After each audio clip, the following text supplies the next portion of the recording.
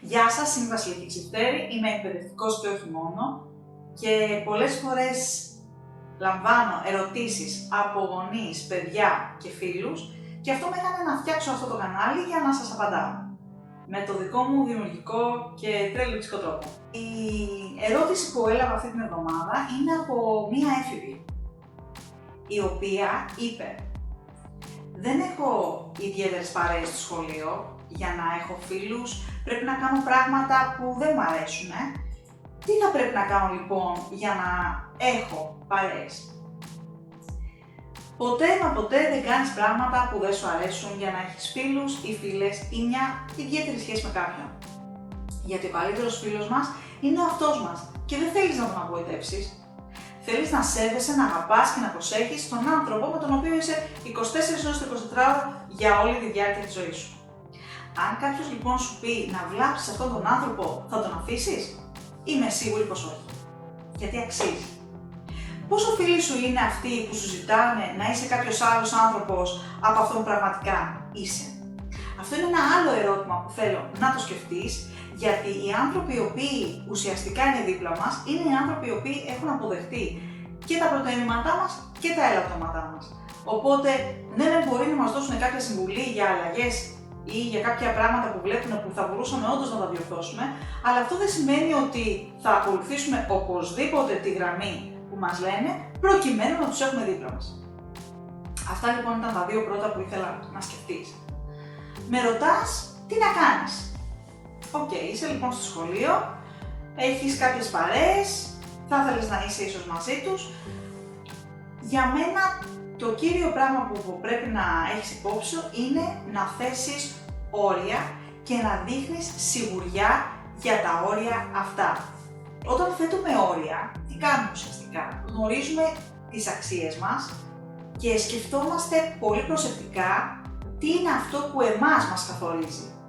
Αν εμείς λοιπόν είμαστε εντάξει με αυτό το κομμάτι, σίγουρα οι άλλοι γύρω μας το λαμβάνουν αυτό, δηλαδή βλέπουν την αυτοπεποίθησή μας και μας κάνουν παρέα. Εγώ ήμουν ένα παιδί το οποίο ήταν πάρα πολύ. Πολλές φορές είχα ακούσει τη φράση «Αμά Βασιλική, βρίσκεσαι στον κόσμο σου όλη την ώρα».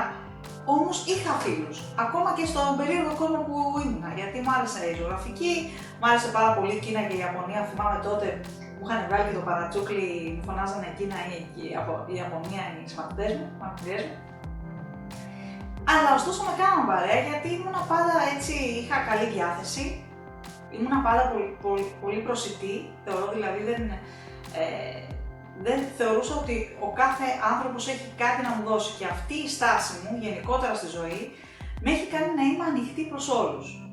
Σε όποιον επίσης δεν αρέσουμε, δεν πειράζει. Αυτό είναι το δεύτερο πράγμα που θέλω να θυμάσαι. Είναι ok το να μην αρέσεις σε όλους. Το σχολείο είναι μια μικροκοινωνία. Είναι δυνατόν σε όλους την κοινωνία να αρέσεις? Δεν ξέρω, για σκέψου το. Υπάρχουν πάρα πολλοί άνθρωποι οι οποίοι περνάνε τη ζωή τους σκεπτόμενοι τι θα κάνω για να αρέσω σε όλους και βλέπουν ότι δημιουργείται και έτσι κάποιο κόμπλεξ με την εμφάνισή τους, με αυτά που φτιάχνουν.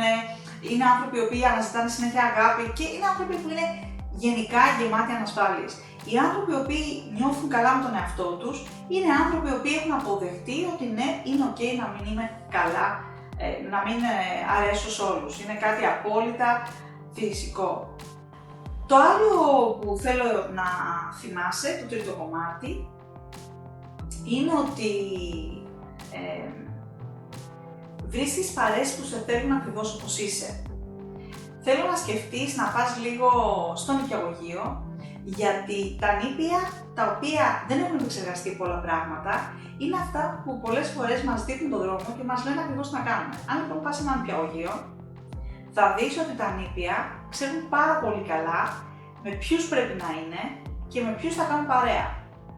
Δεν κάθονται να σκεφτούν δεν αρέσει αυτόν τι γίνεται. Είναι πολύ λίγα τα νήπια στα οποία συμβαίνει αυτό και συνήθως αυτά τα νήπια είναι παιδιά τα οποία δεν έχουν και άλλα παιδάκια στο σπίτι. Οπότε νιώθουν μια σχετική ανασφάλεια. Άρα, τι κάνεις, πώς μπορείς αυτό να το αναπτύξεις περισσότερο? Αν πας σε ένα σχολείο και είσαι τελείως ξένη και βλέπεις ότι τα παιδιά δεν, καταλαβαίνεις ότι ίσως είσαι σε ένα περιβάλλον που μπορεί να επιστοριάζει, δηλαδή μπορεί να χρειάζεται να αλλάξει σχολείο. Από την άλλη όμως, αυτό που μπορείς να κάνεις είναι να δεις ποια είναι τα δικά σου τα ενδιαφέροντα, τι είναι αυτό που αγγίζει εσένα και να βρεις παιδιά τα οποία έχουν τις ίδιες ανησυχίες, έχουν τα ίδια ενδιαφέροντα εκτός σχολείου, οπότε να έχεις παρέες εκτός σχολείου και να επικεντρωθείς στα μαθήματά σου. Ούτως ή άλλως η μαθητική ζωή είναι κυρίως στα μαθήματα.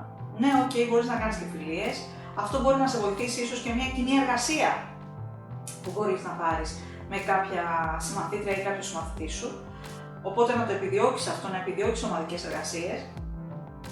Όπως επίσης να είσαι πάντα πρόθυμος στο να βοηθάς. Εγώ βοηθώντας ανθρώπους, έχω ένα πολύ μεγάλο δίκτυο από κόσμο σε όλη τη γη, που ξέρω ότι αυτή τη στιγμή αν πάω στη Γαλλία, ξέρω ότι θα συναντήσω κάποιον.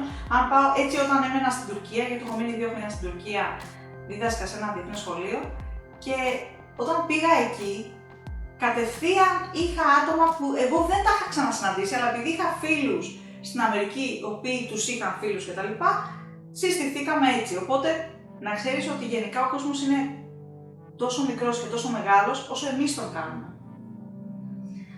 Άρα, νούμερο 1. Φτιάχνεις τις αξίες σου. Νούμερο 2. Θυμάσαι ότι δεν μπορείς να αρέσεις όλους. 3. Φτιάχνεις τον κόσμο σου. Βρίσκεις ανθρώπους με κοινά ενδιαφέροντα και έτσι φτιάχνεις και τις παρέες σου. Και αυτοί είναι κανόνες οι οποίοι, πίστεψέ με, θα τους συναντήσεις αργότερα και στη ζωή σου. Αυτά από μένα αυτή την εβδομάδα. Σε όσους άρεσαν και όσους δεν άρεσαν αυτά που είπα, μπορείτε να γράψετε τα σχόλιά σας. Αν θέλετε να απαντήσω σε μια δική σας ερώτηση, askthecrazyteacher@yahoo.com. Να περνάτε καλά μέχρι την επόμενη εβδομάδα και να χαμογελάτε, γιατί είναι μεταδοτικό. Γεια σας.